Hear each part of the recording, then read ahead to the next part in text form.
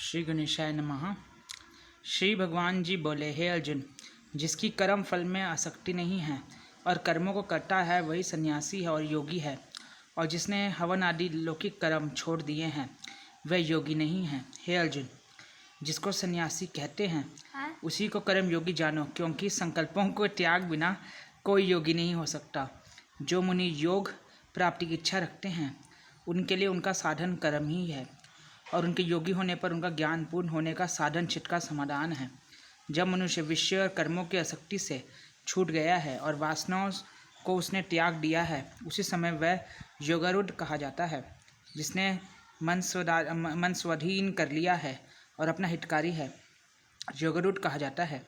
जिसने मन स्वाधीन कर लिया है वह अपना हितकारी है, और जिसने विवेक का त्याग किया है वह स्वयं ही अपना शत्रु है।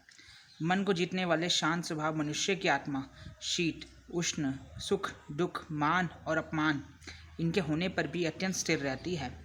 जिसने ज्ञान विज्ञान से अंतःकरण को तृप्त कर लिया है, जो निर्विकार हो गया है तथा अपनी इंद्रियों को वश में कर लिया है, जो मिट्टी, पत्थर और सोने को एक सा समझता है, वही योगी कहलाता है। सुहृद, मित्र, शत्रु, उदासीन, द्वेषी, मध्यस्थ, द्वेष करने योग्य, बंधु वर्ग, साधु और पापी, इन सब में जो समान दृष्टि रखता है वही श्रेष्ठ है। योगी पुरुष को मन और आत्मा को अपने वश में करके वासना और समस्त प्रपंचों को त्याग किसी एकांत स्थान में पहले कुछ, उसके ऊपर मृगादि को चरम और उसके ऊपर वस्त्र बिछावे। स्थान ना तो बहुत ऊंचा ना बहुत नीचा हो, उसी पर मन को एकाग्र करके चित्त और इंद्रियों को रोककर बैठना चाहिए। आत्मशुद्धि के लिए योग करना चाहिए। शरीर, मस्तक और गर्दन को समअचल होकर स्थिर होवे और अपनी नाक के अग्रभाग को देखता हुआ सब दिशाओं में अपनी दृष्टि हटाए रहे।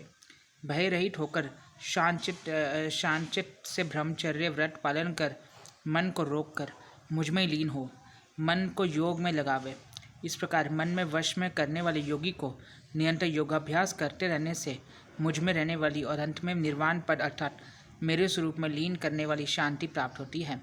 हे अर्जुन, जो अधिक भोजन खाता है या अनेक दिन उपवास करता है, जो बहुत सोता है या जागता रहता है, उसको योग प्राप्त नहीं होता। जो उपयुक्त आहार और विहार करता है, कर्मों का योग रीति से पालन करता है, जो यथा समय सोता है और जागता है योग ऐसे पुरुष का दुख मिटा देता है। तब संयम तो प्राप्त हुआ, चित्त अपने आत्मा में स्थिर हो जाता है और सब कामनाओं से निवृत्त हो जाता है, तभी योगी पद पा जाता है। जिस प्रकार वायु रहित स्थान में रखा हुआ दीपक चलायमान नहीं होता, उसी प्रकार योगी अपने चित्त को निश्चल रखकर उसका संयम रखता है और अंतःकरण की समाधि लगाता है। जिस अवस्था में योगाभ्यास के कारण चित्त का वेग रुक कर विषयों से पृथक होने लगता है, और जब शुद्ध अंतःकरण से आत्मा को ही देखकर आत्मा में ही संतुष्ट होता है, जिस अवस्था में वह अत्यंत सुख को जो इंद्रियों द्वारा जाना नहीं जा सकता वरन केवल बुद्धि से जाना जाता है, अनुभव करता है, और जब वह योगी आत्मा स्वरूप में स्थित हो, उससे विचलित ना हो, जिस अवस्था को पाकर फिर और कोई लाभ उसको नहीं जचता, और जहाँ स्थिर होने से और कोई बड़ा भारी दुख से वहाँ से चलायमान नहीं कर सकता, इस अवस्था का दुख संयोग वियोग कारक योग नामक जानना योग निर्विकल्प चित्त से निश्चय करके ही करना चाहिए।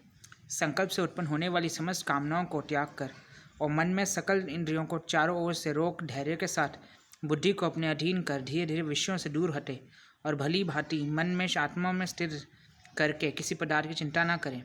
इस रीति से निरंतर योग अभ्यास करने वाले योगी समस्त पापों से छूटकर सहज ही उस परम सुख को पा लेते हैं जो ब्रह्म के संयोग से प्राप्त होता है। जिसका मन योग में स्थिर हो गया है, उसकी दृष्टि भी सर्वत्र समान हो जाती है। वह सब प्राणियों में अपने को और अपने मन को सब प्राणियों को देखता है। जो सब में मुझको और मुझ में सबको देखता है, उससे मैं अलग नहीं हूँ और मुझ में वह अलग नहीं है। हे अर्जुन, जो सब प्राणियों के दुख सुख को अपने दुख सुख के समान समझता है और सबको संभाव से देखता है वही श्रेष्ठ योगी है। अर्जुन ने कहा, हे मधुसूदन, आपने जो ये योग सिखाया है कि सबको अपने समान देखो, सो मन में चंचल होने के कारण उसकी दृढ़ स्थिति अपने में नहीं देखता हूँ।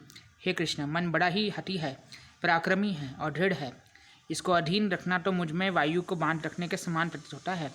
श्री कृष्ण भगवान ने कहा, हे महाभाव, इसमें संदेह नहीं, मन अति चंचल है और इसे वश में करना बड़ा ही कठिन है। फिर भी हे अर्जुन, अभ्यास और वैराग्य से अधीन कर लिया जा सकता है। जिसका मन वश में नहीं, उसका योग अत्यंत दुर्लभ है, ऐसा मत है। परंतु मन को वश में करने वाले प्रयत्न करने से उपाय द्वारा इस योग को प्राप्त कर सकते हैं। अर्जुन ने कहा, हे कृष्ण, जिसमें श्रद्धा तो है, पर जो योग प्राप्त करने से सफल नहीं हुआ और जिस पर चित्त योग से विचलित हो गया, वह योग सिद्धि नहीं पाने के कारण से किस गति को जा पहुंचता है। हे महाभाव, जिसका पहला आश्रय भी गया और भ्रम प्राप्ति भी गई, वह दोनों ओर से भ्रष्ट होकर विचित्र मेघ के समान नष्ट तो नहीं हो जाता। हे कृष्ण, मेरा यह संदेह आपको ही दूर करना पड़ेगा। इससे दूर करने वाला आपके अतिरिक्त कोई अन्य नहीं है। श्री भगवान बोले, हे तात, उसका ये नाश नहीं होगा और परलोक में भी नहीं होगा, क्योंकि उत्तम कार्य करने वाले किसी मनुष्य की दुर्गति नहीं होती। यह योग में असफल मनुष्य बहुत दिनों तक पुण्य वालों को प्राप्त होने वाले लोकों के वास करता है और वहाँ से फिर किसी पवित्र और धनवान के घर आकर जन्मता है अथवा वह बुद्धिमान योगियों के कुल में जन्म पाता है। इस प्रकार का जन्म पाना भी इस लोक में बड़ा दुर्लभ है। बड़े श्रम और यत्न से जो योग अभ्यास करता है, वे पापों से शुद्ध होकर अनेक जन्मों में प्रसन्नता से परिश्रम करके सफल होता है और परम गति को पाता है। बड़े बड़े तपस्वियों से योगी श्रेष्ठ है, ज्ञानियों से भी योगी श्रेष्ठ है। इसलिए हे अर्जुन, तुम योगी बनो, जो केवल मुझ में ही मन लगाकर मेरी प्राप्ति के लिए जो मेरे मन भजन करता है, उसको समस्त योगियों के मध्य मैंने अत्यंत श्रेष्ठ माना है। श्री भगवान छठे अध्याय का महात्मन। श्री भगवान बोले, हे लक्ष्मी जी, छठे अध्याय का महात्मा सुनो। गोदावरी नदी के तट पर एक नगर था। वहाँ एक जनश्रुति राजा बड़ा धर्मज्ञ था। एक दिन नगर में हंस उड़ते उड़ते आ निकले। उनमें एक बैठते ही उतावला हो उड़ गया। तब नगर में पंडितों ने कहा, हे हंस, तू ऐसा उतावला उड़ा, तू राजा जनश्रुति के आगे ही स्वर्ग जाना चाहता है क्या? तब उन पक्षियों ने सरदार ने कहा, उसने कहा, इस राजा से भी और रैयत मुनि ऋषि मुनि श्रेष्ठ हैं, वे बैकुंठ का अधिकारी होवेंगे। बैकुंठ लोक स्वर्ग से ऊंचा है। तब राजा ने मन में विचार किया कि मेरे से उसको पुण्य बड़ा होगा जिसकी ये हंस स्तुति करते हैं। ये विचार के कहा कि उसका दर्शन करेंगे। राजा ने सारथी में रथ मंगवाकर सवारी कर प्रथम बनारस श्री काशी जी का जाकर गंगा स्नान किया, दान किया, शिवजी महाराज के दर्शन किए। फिर लोगों से पूछा, यहाँ कोई रैवत मुनि रहते हैं? लोगों ने कहा, नहीं। फिर राजा ने उत्तर दिशा में जाकर बद्री नारायण को परसा वहाँ से राजा का रथ चले नहीं। तब राजा ने कहा, मैंने धरती पर प्रदक्षिणा करी है, किसी स्थान पर रथ नहीं अटका है। यहाँ कोई ऐसा पुण्यात्मा रहे जिसके तेज से मैं रथ नहीं चलता है। तब राजा रथ से उतर कर आगे चला। देखा तो एक पर्वत की कंदरा में अतिथ बैठा था। उसके तेज से बहुत प्रकाश हो रहा था, जैसे सूर्यों की किरणें होती हैं। तब राजा ने देखते ही कहा, ये रैवत मुनि होंगे। राजा ने दंडवत कर चरण वंदना करी कि हाथ जोड़कर स्तुति करी। तब रैवत मुनि ने राजा को आदर किया और कहा, हे पृथ्वीराज, तू चार धाम का पर्सन हारा, धर्म के साधन हारा है, तू पुण्यात्मा है। तब राजा ने मुनि से कहा कि आपका तेज कैसा किसके बल से है? तब मुनि ने कहा, हे राजा, मैं नित्य प्रति गीता जी के छठे अध्याय का पाठ करता हूँ। इस कंदरा में इसी का उजाला है। यह सुनकर राजा ने अपने पुत्र को बुलाकर कहा, हे पुत्र, आज से तू राज कर, मैं तीर्थों में जाता हूँ। इतना कहकर राजा ने राज्य त्याग दिया। रैवत मुनि ने गीता जी के छठे अध्याय का पाठ करना आरंभ कर दिया। तब वह भी पाठ करने लगा। एक दिन प्राणायाम करके दोनों ने देह त्याग दिया। स्वर्ग से विमान आए, जिस पर बैठकर बैकुंठ को चले गए।